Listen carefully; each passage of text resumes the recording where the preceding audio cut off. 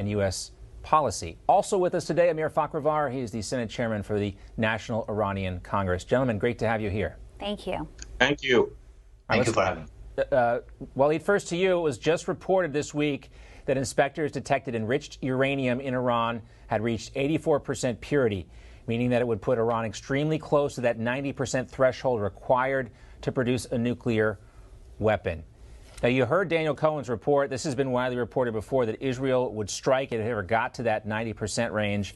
How close are we? Is this 12 days an accurate assessment? Well, first of all, we're going to ask Mr. Cohen if what he meant by 12 days, meaning between today and 12 days from now, or is it from when they decide to put the weapon together, that would be 12 days. He will have to clarify that. But basically, there are three stages in the production and the deployment of a nuclear weapon. Iran has made advances in the process, the chemical process. So they are now at 84, or maybe they're going to be much higher than that. That is very serious. But more important is the technology to put the bomb together. That's the Pentagon, I think, is not convinced that they have it. And thirdly, as important is a decision by the supreme leader to actually deploy it on the ground, because he knows, and the leaders of Iran knows, if they deploy it, there will be more than one party in the Middle East who may take action. I'm just going to name Israel because they said it so. So at what stage we are right now, it depends on what the Iranians have in mind, to use it, deploy it or not. Yeah, Amir, Iran on the ground today held what they called an air defense drill amid these disputes with the UN watchdog there. The video was aired on state television showing missile air defense systems mounted on trucks. The report said the drill simulated a real attack on Iranian nuclear sites, missiles, fired up. This also happened a few days ago, too. What's your read on what they're trying to signal to the global community by doing this? Iran wants to show to the world, and specifically to Israel and United States, that they are ready to defend their nuclear facilities because they know it's a real threat to those facilities. And honestly, Israel showed how capable they are. During the last couple of years, Israelis could attack several Iranian nuclear facilities. It was very successful, and the regime couldn't do anything for those attacks. And right now, it's just a show by Iranian regime. But the danger is very, very serious right now. And when we are talking about the nuclear bomb and some Iranian crazy mullahs who can have access to nuclear bomb, it's, I'm sure you are familiar with the case of backpack nuke or suitcase nuclear device.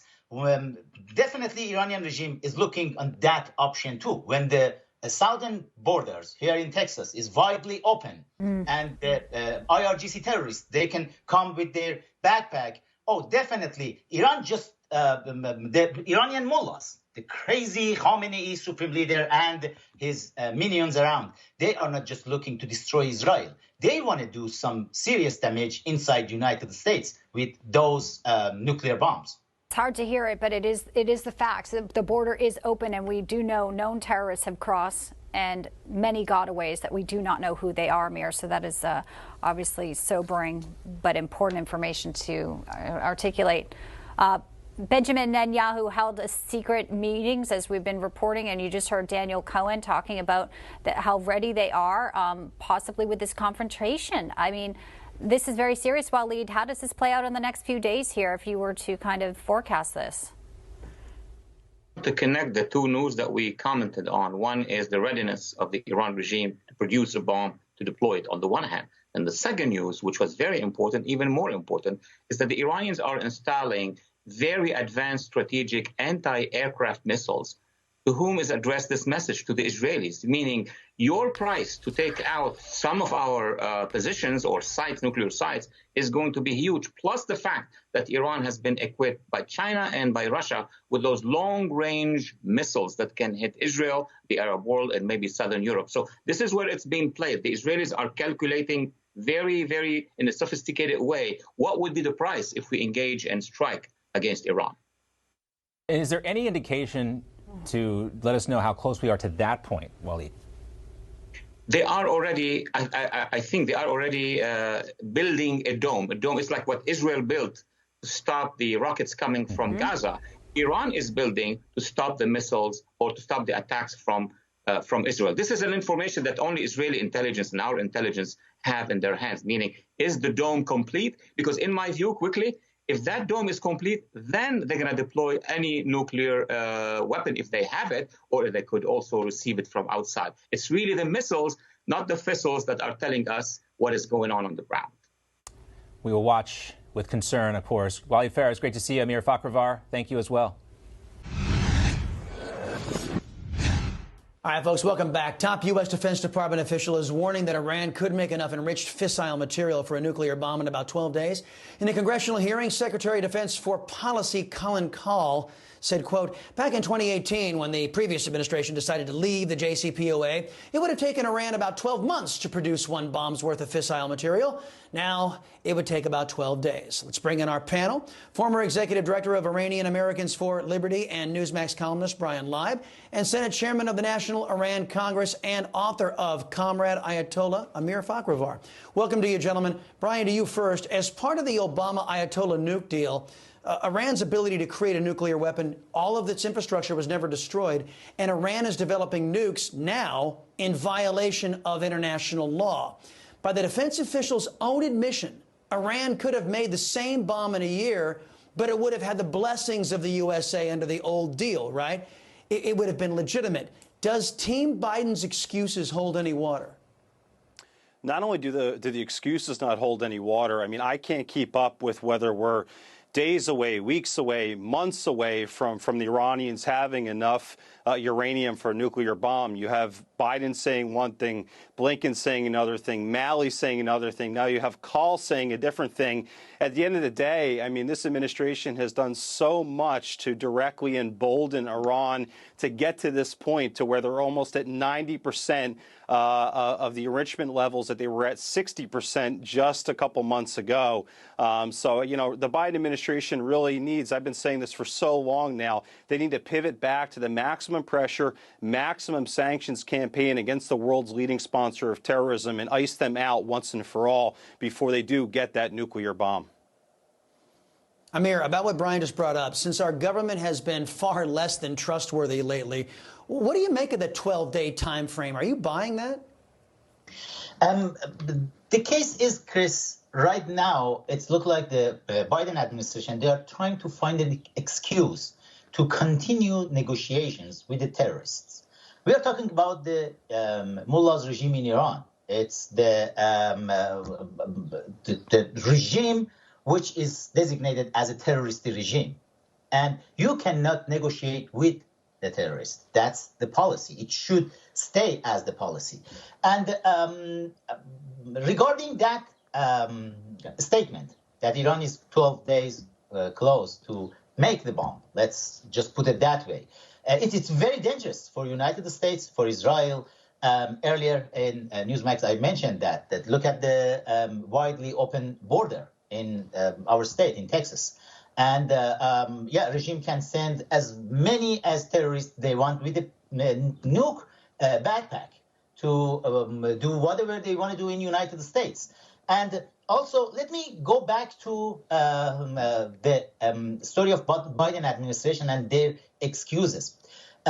For last 3 years, we have been trying in our campaign to put IRGC, Islamic Revolutionary Guard Corps, on terror list.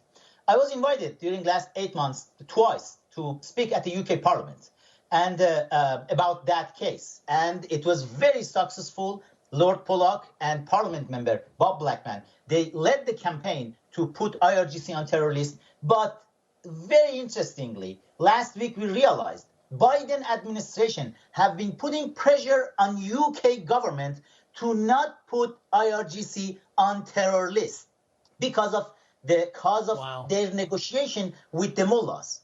You cannot do that. And this is a shame for Biden administration for just going that dangerously to this path. Yeah, absolutely. China, Iran, if it's an enemy of America, the Biden administration's right there. Hey, look, I want to ask you both about this. This is about an article of faith. Yeshiva University, it's an Orthodox Jewish institution, is now being essentially blackmailed by New York City's government to recognize a gay undergrad group or lose taxpayer funding. Should any religious school be blackmailed to have to turn their backs on their faith just to get tax dollars that were actually initially paid by people of faith? Brian, you first. Well, I mean, certainly Yeshiva University is the target of this attack from the New York City CFO. But the larger attack happening in this country right now, Chris, is the attack on religious freedom of any kind right now. You know, if the left doesn't like what you're doing, then they're looking to cancel you. They're looking to strip funds from you. They're looking to do anything they can to make your life more painful, instead of respecting that maybe the other side has a different opinion on something. And that's exactly what's happening here with Yeshiva University. They're a religious organization that caters to the Orthodox Jewish community. And, you know, they can make the decisions that they want. They don't have to be threatened by the New York City government to pivot into a different direction. Yeah, Amir, what about that? The use of tax dollars as a totalitarian weapon to force Americans to give up their faith. Look, let's look at it from the other view. When the story is about the Islamic centers in United States, you won't see these problems. Everywhere in United States, we do have it in Houston too, you will see the Islamic centers. They are very, very active in politics. Even in Michigan, we have Islamic centers who have been very active in U.S. last U.S. election. And some mullahs from Iran could make speech for them. And these organizations, these Islamic centers, they don't have any problem with IRS. But when it comes to Jewish centers, oh, yeah, some problems is coming up. Probably this administration doesn't have any problem with Islamic terrorists, but they do have it problem with us. That is a fantastic point. I wonder why the socialists who run New York aren't jonesing to force Islamic centers to accept the LGBTQ, ABCDEFG cultural Marxism. I wonder why there's not a big push there. Brian Leib and Amir Fakhravar will get that answer hopefully some point down the line. Thank you, gents. Appreciate it.